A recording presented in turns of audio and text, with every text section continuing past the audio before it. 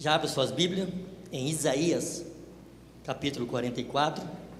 Nós vamos ler o último versículo 28. Isaías 44.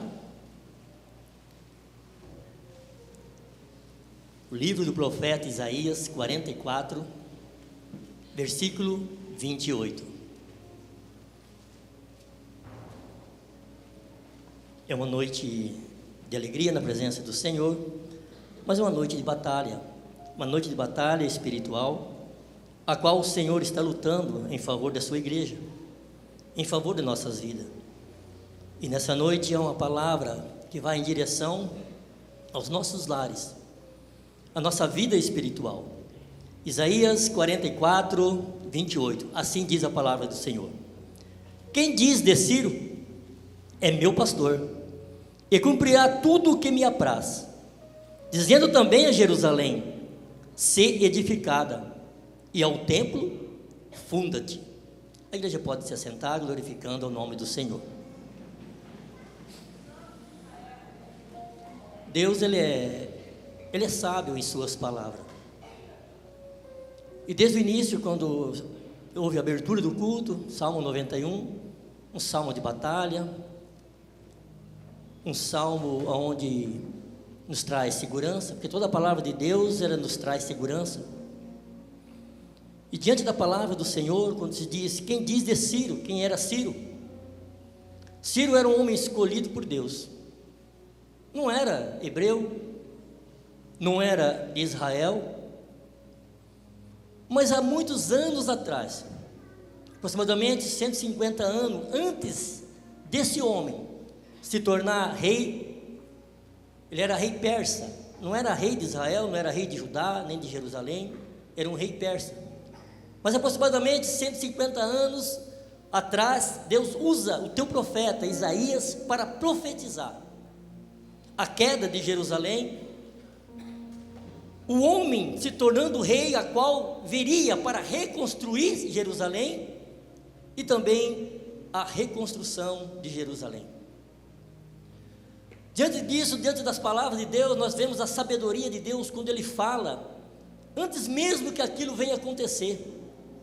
É muito fácil a gente prever ou falar daquilo que já aconteceu, mas se tornando a palavra de Deus 150 anos, 100 anos, antes que acontecesse.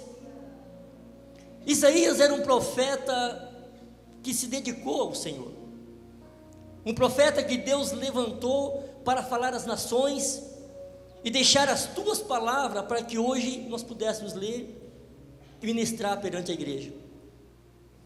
Certamente naqueles dias, como também nos dias de hoje, quando um profeta ele fala o que vai acontecer, para nós muitas vezes é loucura acreditar no que vai acontecer. Quando esse homem falava a respeito de Ciro, quem era Ciro? Que nem se ouvia falar desse nome. Talvez foi taxado de louco, profeta mentiroso, que aquilo que ele falava não era de Deus, Deus não estava usando ele, simplesmente era uma invenção da mente dele. Profeta de Deus é assim, ele fala o que Deus manda, não importa para quem seja e quem é.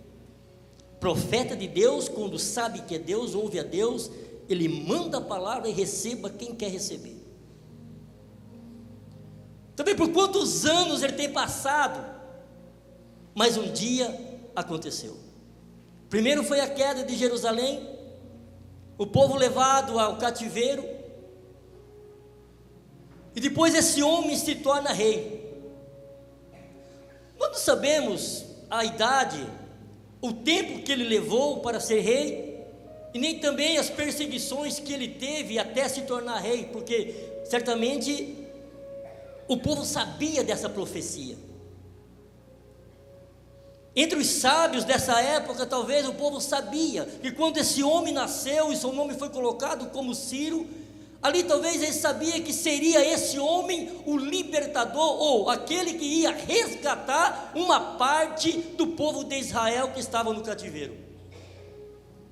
Mas por que Deus escolhe um homem que se tornou o rei persa, inimigo da cruz? creio que diante daqueles homens que ali no meio de Israel, no meio do cativeiro, tinha profetas, tinha sacerdotes, levitas, porque quando foram para o cativeiro, era um povo que servia a Deus em Jerusalém, em Judá. Então no meio deles tinha profetas, assim como Ageu, Zacarias, Zorobabel, que era sacerdote, e uma lista, vamos ver no livro de Esdras, que tem uma lista de sacerdotes que vieram do cativeiro. Por que Deus levanta um homem desconhecido, sem ser da origem de Abraão, de Isaac, de Jacó? Ou porque pensamos que somente Israel, somente um povo descendência de Abraão, de Jacó, de Isaac, é um povo que merece a salvação? Quando a Bíblia diz que ide pregar o Evangelho a toda criatura, Deus está dizendo que todas as almas, ela tem o direito da salvação. Então Deus mostra nesta palavra, quando Ele chama o meu pastor, o meu ungido, Ele chama, eu resgato, eu chamo, eu invoco quem eu quero, quando eu quero, da forma que eu quero e aonde eu quero. Porque a palavra é dEle, Ele é soberano sobre todas as coisas. Por isso que ele disse no começo: quem diz de Ciro, quem somos nós para se levantar contra aquele que Deus chamou? Seja ele de Israel, seja ele descendente de Abraão ou de Isaac, ou seja ele quem for, seja um drogado, seja um prostituto, seja um macumbeiro, seja qualquer outra religião. Mas que Deus servia esse homem não era o Deus de Israel, porque ele é um rei persa, inimigo de Israel. Mas é interessante que Deus, antes mesmo que nós vemos com nossos próprios olhos as coisas acontecer, Deus ele programa, ele sabe como fazer e sabe como agir. Porque no meio desse povo não tinha um líder, não tinha um rei, porque os reis que Deus levantou para comandar o teu povo, eles foram soberbos e se desviaram dos caminhos do Senhor. Então eu creio que Deus ele se irritou com os líderes, que ele se levantou com os reis, que ele escolheu e colocou sobre Israel. E o povo estava no cativeiro, mas o povo esqueceu de Deus? Eu creio que não. Porque lá no meio deles, Deus levantou os três, Daniel, Sedraque, Mesaque e Abednego, que não se misturou com as coisas do mundo, porque eles estavam no mundo. A Babilônia significava um lugar do mundo, um lugar mundano, e o povo de Deus estava vivendo um período mundano. Mas chegou um período em que a palavra de Deus tinha que se cumprir no meio do povo. Toda a profecia, toda a palavra do Senhor, ela vai se cumprir na nossa vida. Às vezes há um período que nós esperamos, mas o período determinado é por o Senhor, é por Ele, determinado para nossas vidas, para que as bênçãos cheguem até nós. E Deus programou antes mesmo que tudo acontecesse, que esse homem viria para resgatar tanto o povo, como as bênçãos que o diabo tinha tirado de Israel. No capítulo 45, diz assim: assim diz o Senhor ao meu ungido, Ciro, meu ungido. Então Deus ungiu ele como rei. A unção veio de Deus sobre a vida dele, e chama de meu pastor, porque ia cuidar do povo dele. Que quem cuida do povo, quem cuidou do povo de Israel, foi um rei persa. Mas Deus chama de meu pastor, porque cuidou das ovelhas dele. A quem tomo pela sua mão direita para abater as nações diante da sua face. Eu soltarei de lombos dos reis para abrir diante deles as portas, e as portas não se fecharão.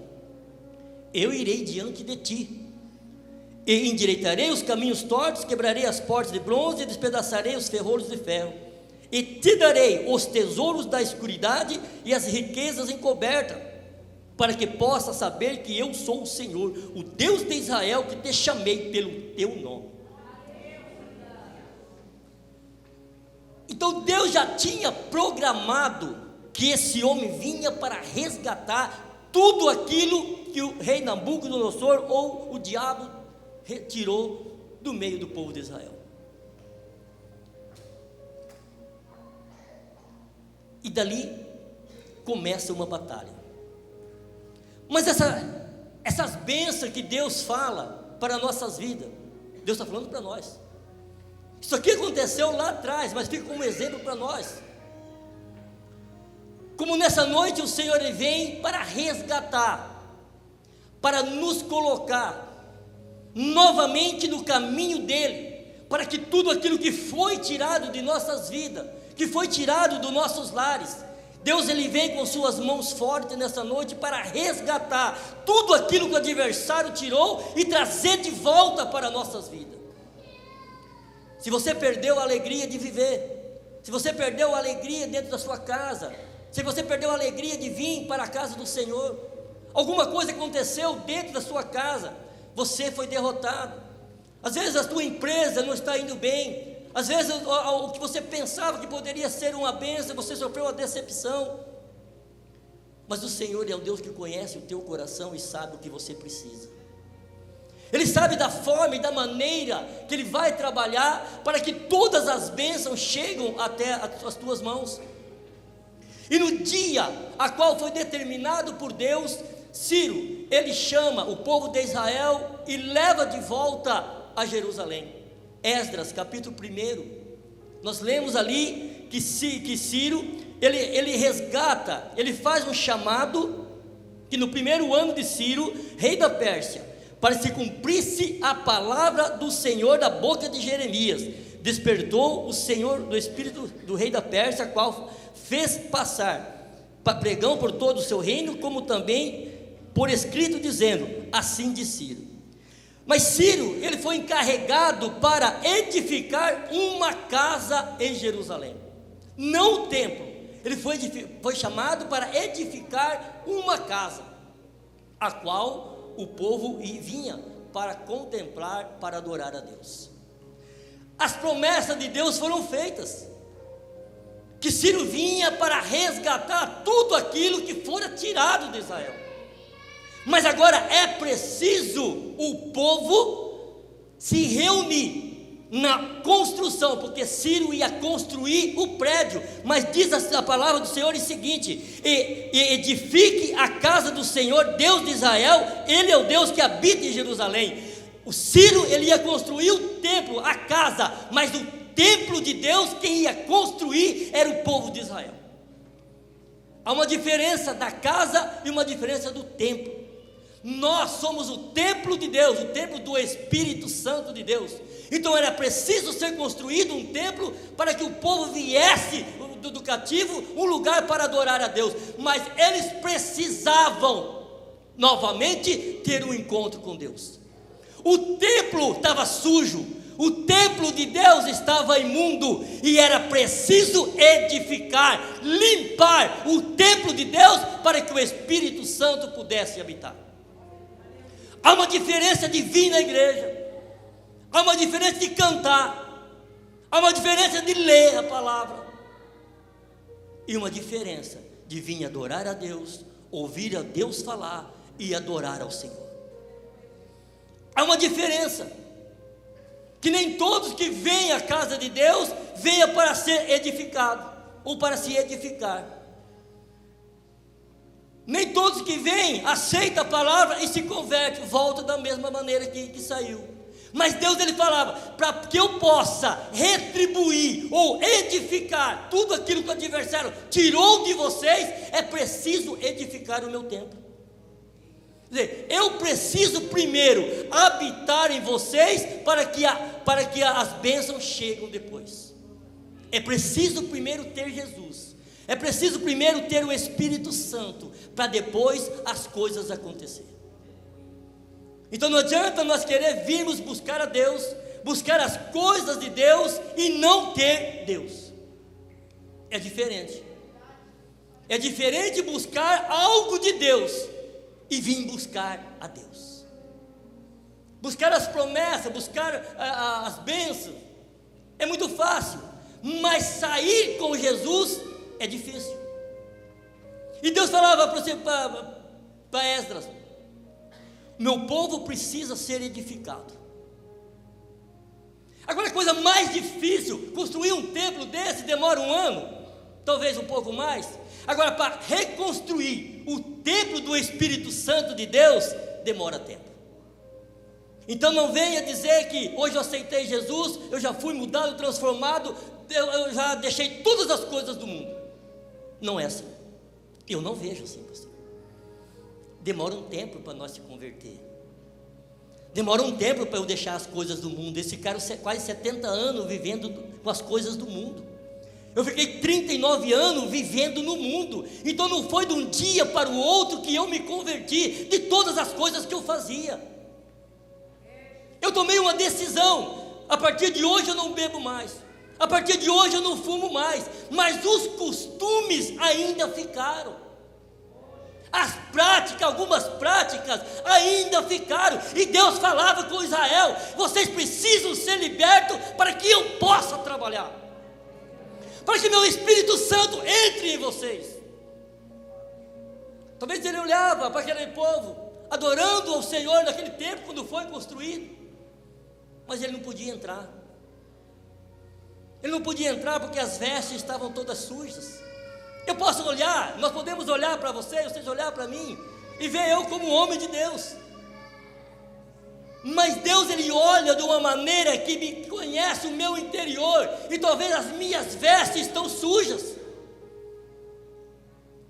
Mas Ele não podia, o Espírito Santo de Deus não podia habitar em Jerusalém, porque o povo ainda estava em pecado.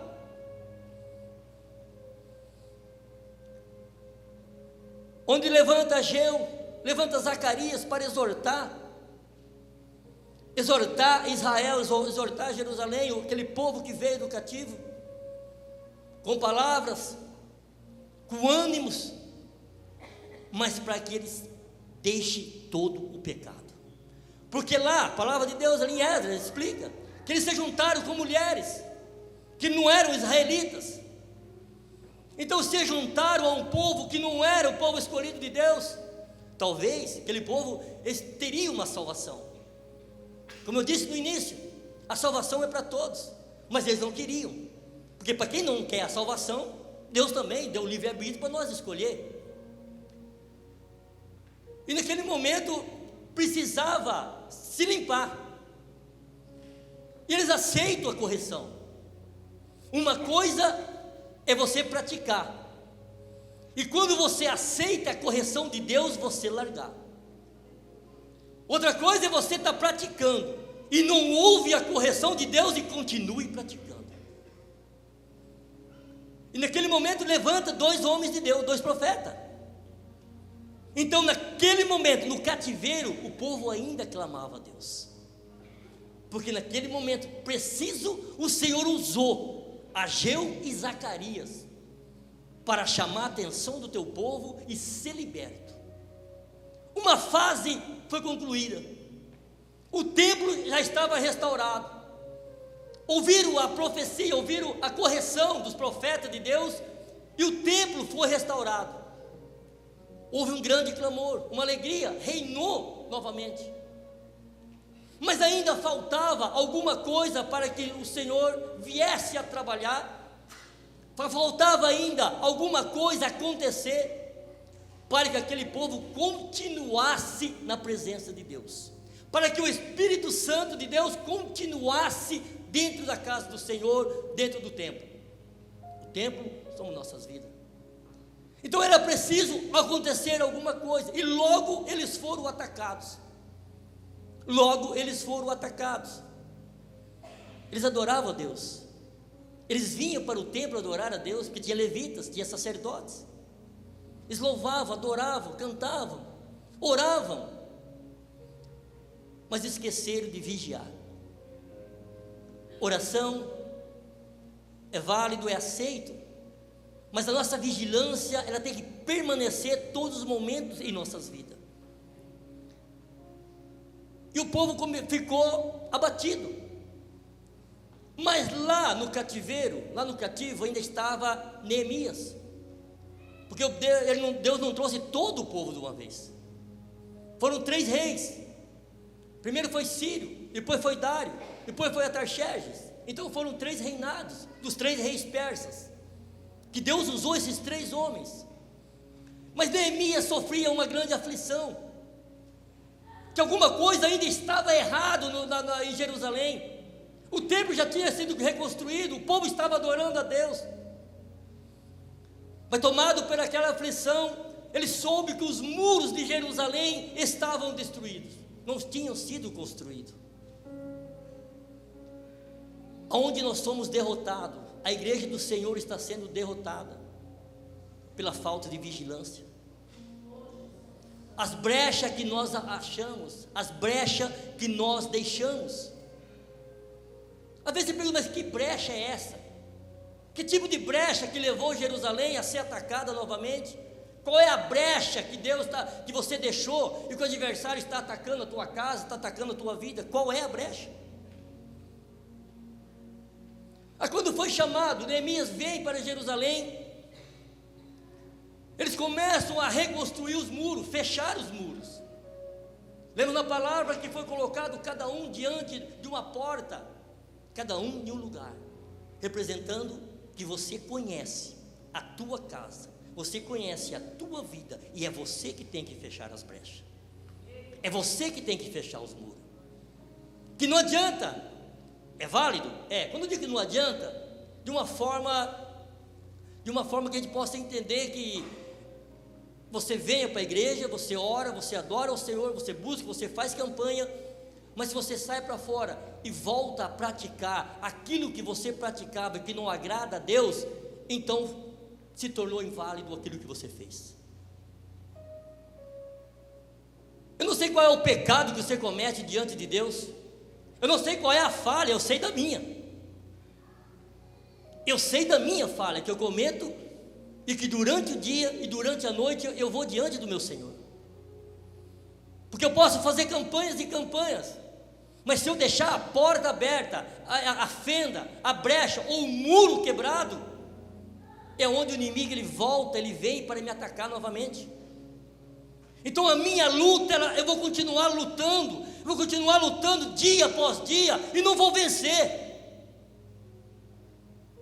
Mas se você não sabe aonde é a tua brecha, como você está sendo atacado, somente o Espírito Santo para te dar e para te orientar. E não foi fácil, não é fácil também fechar as brechas, mas os muros foram tampados. Chegou um momento que a construção foi fechada, Jerusalém foi fechado, diante das orações, diante de um povo de Israel. Mas qual é a primeira parte que ele nos ensina no livro de Neemias, capítulo 9? Neemias, capítulo 9. Arrependimento e confissão do pecado. Neemias, capítulo 9. A primeira brecha a se fechar: arrependimento. Se não houver arrependimento em nossas vidas, arrependermos daquilo que nós fizemos, eu creio que um homem de Deus, um homem que ora, que busca, ele sabe onde errou, ele sabe o que ele cometeu de errado. Eu acho impossível nós ouvirmos a palavra de Deus, a correção de Deus, ouvir os estatutos, ensinamento, e não perceber aonde nós estamos errando, qual o erro que eu cometi. Eu acho impossível, porque precisa ter o verdadeiro arrependimento, arrepender das práticas, porque eles vieram do mundo, então lá quantas práticas eles fizeram, quantas coisas abomináveis ao Senhor eles praticaram. Então estava sendo atacado, a igreja estava sendo atacada, as casas estavam sendo atacadas, as famílias sendo atacadas, porque ainda haviam brechas.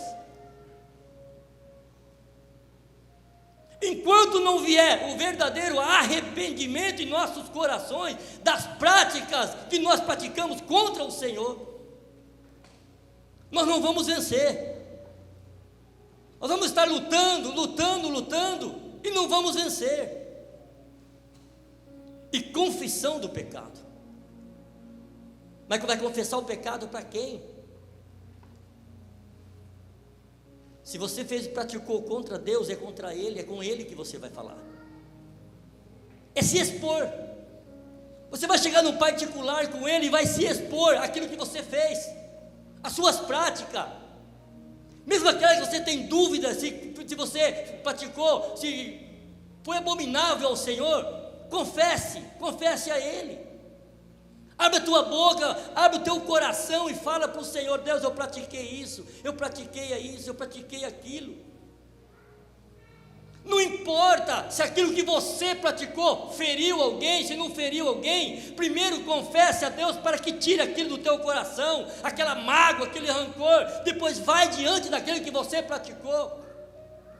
Porque não adianta você ir com o coração duro diante daquele que você ofendeu, ou que te ofendeu, com o coração duro, com o coração ainda machucado, magoado, simplesmente por falar. O arrependimento tem que vir de dentro para fora, não de fora para dentro. A palavra de Deus, ela vem de fora e vem dentro de nós e permanece. Mas o arrependimento, a confissão, ela vem de dentro para fora. Então nós precisamos ser trabalhados. Deus estava dizendo para Israel: eu preciso trabalhar em vocês para que se cumpra toda a minha palavra. Nós precisamos ser trabalhados por Deus e deixar ser trabalhado por Deus. Uma coisa é ser trabalhado e deixar ser trabalhado. Porque se eu não deixar Deus trabalhar na minha vida, eu sempre vou permanecer da mesma maneira. Eu nunca vou me converter. Ele sabia, eles vieram do cativeiro e sabia das práticas que eles tinham lá praticado lá atrás. Eu sei do que eu faço, mesmo estando todos os dias na presença de Deus, eu sei o que sai da minha boca, eu sei para onde eu olho, eu sei a minha cobiça, a minha inveja, eu sei, a minha ira. Sou homem sujeito a isso, nós somos homens sujeitos a isso.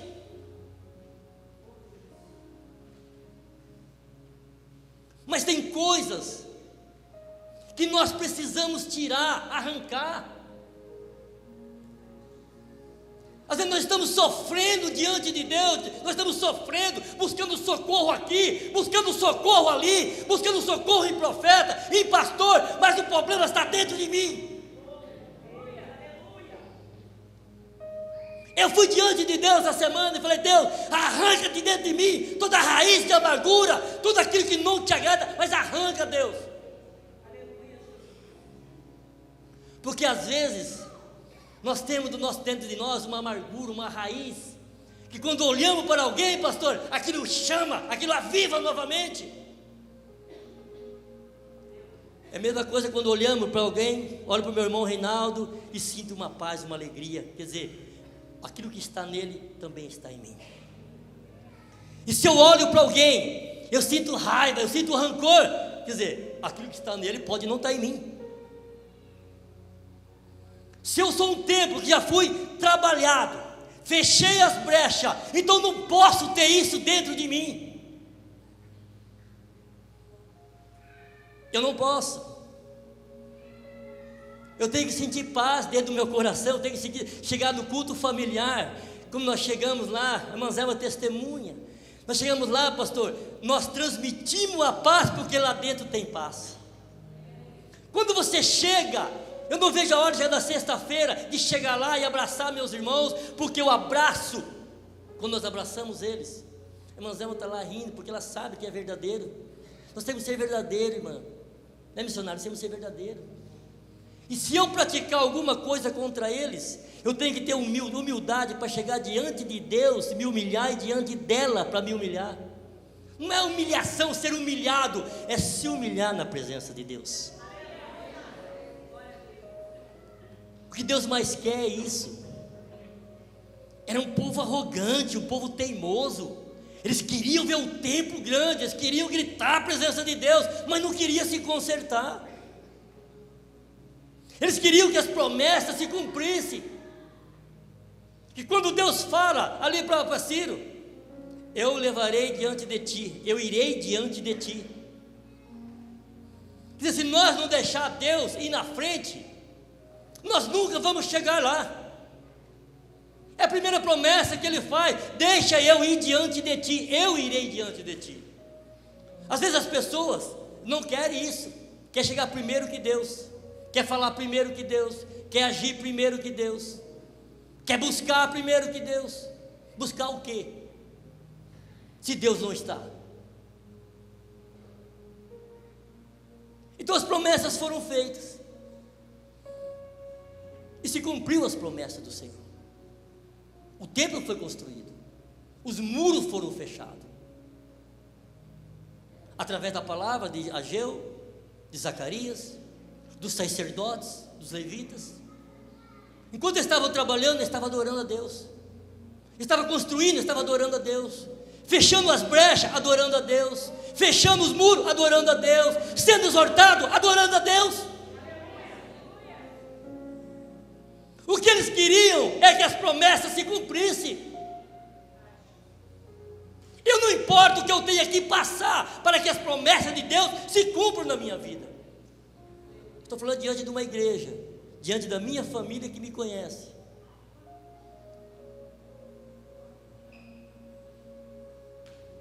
E diante de Deus que me formou e me chamou. Nós somos Ciro. Nós somos resgatados por Deus. Ciro foi um homem anônimo, que apareceu uma vez. Foi o único homem persa, o único rei que não era de Israel, que foi chamado de meu pastor, foi ungido de Deus. Pode ler na Bíblia, você não vai encontrar outro. Antes de nós chegar aqui, Deus já tinha chamado nós pelo nome. Antes de nós nascer, Deus já sabia quem era nós, por isso nos deu esse nome. Não foi a tua mãe que deu o nome para você, não foi teu pai, foi o Senhor que já sabia quem era você. Ainda Ele chama. Por isso que Ele diz assim, é tão forte, é tão gostoso quando você lê. Quem diz de Ciro? Estou dizendo, quem vai questionar o que eu estou fazendo? Quem vai questionar porque eu ungi esse homem de rei? Aí ele diz lá: ai daquele que contende contra o seu Criador, o caco entre outros cacos de barro. Quem somos nós para ir contra a palavra de Deus, contra aquilo que Ele faz, ou quem Ele chamou? Somos apenas caco de barro. Mas o que Deus quer é que nós, como templo de Deus, como templo do Espírito Santo, demos a liberdade para Deus trabalhar. Como é gostoso ouvir a voz de Deus. Pastor, como é gostoso você estar orando e você ouvir Deus falar no teu ouvido. Eu chorava dessas madrugadas e falava com Deus: Deus, eu quero novamente te ouvir. Porque quando você ouve pela primeira vez a voz de Deus, você não quer mais deixar de ouvir. Cada vez que você dobra o teu joelho, você fica esperando aquele momento para ouvir a voz de Deus. E eu falava com Deus essa semana: Senhor, eu tenho saudade. Eu tenho saudade daqueles momentos quando o Senhor falava no meu ouvido. Sabe aquele primeiro amor, pastor? Aquele primeiro amor que você chorava, você chamava. E faz dias que Deus Ele me deu até o nome da pessoa, o nome da família, aonde eu liguei para aquela família. Eu falava: Deus, eu não quero perder isso. Trabalhe, for preciso trabalhar na minha vida, de que maneira for preciso trabalhar, mas eu que não quero deixar de te ouvir. Eu não quero deixar de sentir a tua presença. Irmão, quando nós sentimos a presença de Deus, ouvimos Deus falar, depois aquilo se acaba, aquilo parece que para um pouco. É a mesma coisa de você ouvir a tua mãe chamar você pelo teu nome, e de repente ela se vai, você sabe que você não vai ouvir mais ela chamar. Quando nós éramos crianças, você ouvia Deus, você ouvia sua mãe chamar você pelo teu nome: fulano. Aí você vinha. É a mesma coisa o Senhor. Ele olha para você e te chama, aonde você está, o que você está fazendo. E às vezes nós estamos no mundo, pensamentos no mundo, praticando as coisas do mundo. O nosso coração entristecido, o nosso coração cheio de amargura, o nosso coração cheio de tristeza. Não é assim, não é dessa forma que o Senhor nos quer. Ele quer uma igreja avivada, uma igreja que vem para adorar o nome dEle. Ele precisa cumprir as promessas dEle na nossa vida, na minha, na sua, na tua casa, na tua família. Ele precisa cumprir, mas Ele só vai agir quando nós abrirmos as portas e declarar a Ele. No capítulo 10 de Neemias, no capítulo 10, os nomes do que selaram o concerto, os nomes do que selaram o concerto, sabe o que representa? Que nem todos aceitaram a correção de Deus, nem todos. Mas é por isso que nós sofremos. Eu sofro, você sofre, porque a gente não aceita a correção do Senhor. Às vezes pensa que são só palavras, ou que você não é homem de Deus, o que você está falando não é de Deus, não serve para nada. Eu não sei o que você pensa, eu sei aquilo que eu ouço de Deus e o que eu aprendo com Deus. Eu não quero ter uma vida derrotada. Viver no Evangelho, viver clamando o nome do Senhor e ter uma vida derrotada. Ninguém quer isso, nem você. Então aceite a palavra de Deus, a exortação de Deus, a correção de Deus. Nós só vamos crescer e aprender quando isso nós pôr em prática. E quando eles fecharam as brechas, confessaram, clamaram o nome do Senhor, os muros foram construídos, as bênçãos veio dentro do palácio, tudo que foi roubado foi trazido de volta, Israel foi restituído. É assim que Deus quer nessa noite, nos restituir. E Ele fala muito forte: vou quebrar os ferrolhos, os bronze, as cadeias, mas o meu povo será abençoado. Vou tirar aquilo que está encoberto, as riquezas que está encoberto eu vou trazer. Sabe o que Deus está dizendo? Aquilo que você não sabe ainda, Deus vai fazer acontecer na sua vida. As promessas que Deus fez, as promessas que Deus fez, eu sei as promessas que Deus fez na vida dos meus filhos, e não vou deixar Satanás destruir a minha casa. Assim como você levanta como homem de Deus dentro da sua casa, levanta como profeta, como Ageu, como Zacarias, mas clame o Evangelho dentro da sua casa. Clame. Vamos ser derrotados quando? Quando abaixarmos nossa cabeça e achar e aceitar o que o diabo está fazendo. A partir do momento que você dobrar o teu joelho, clamar a Deus, Ele vai ouvir a tua oração. Mas primeiro, reconheça aonde está o teu erro e fecha as brechas. Se fala dos outros, não fala mais. Não vou nem dizer tudo aquilo que nós praticamos. É você e Deus. Mas uma coisa eu digo para a igreja: se nós estamos vivendo o Evangelho de Jesus e estamos perdendo, o que nós estamos praticando?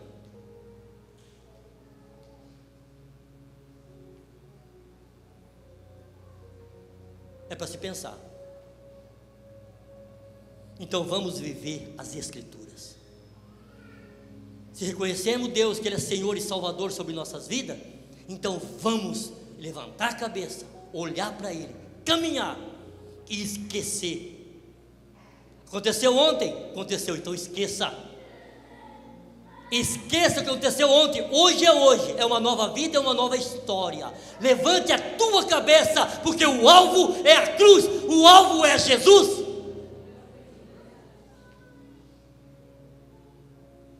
Por que olhar para o passado? Se eu fosse olhar para o passado, para aqueles que me acusaram, para aqueles que me apontaram. Eu não sei aonde eles estão, eu sei que eu estou aqui, diante do Deus e pregando a mensagem que Ele está me dando.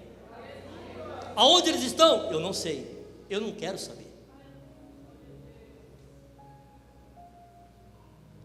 Quando nós acusamos o homem de Deus, nós estamos acusando o próprio Deus. Deus fala: quem é o caco para se contender contra o caco? Somos caco de barro. Mas olhando para nós, né, somos lindos, né? Que Deus fez de uma forma tão maravilhosa para arrancar de nós um sorriso, arrancar de nós uma lágrima e arrancar do nosso coração tudo aquilo que não presta. Que Ele quer entrar na minha casa e na sua para renovar nossas forças e devolver aquilo que o diabo está tirando. Amém?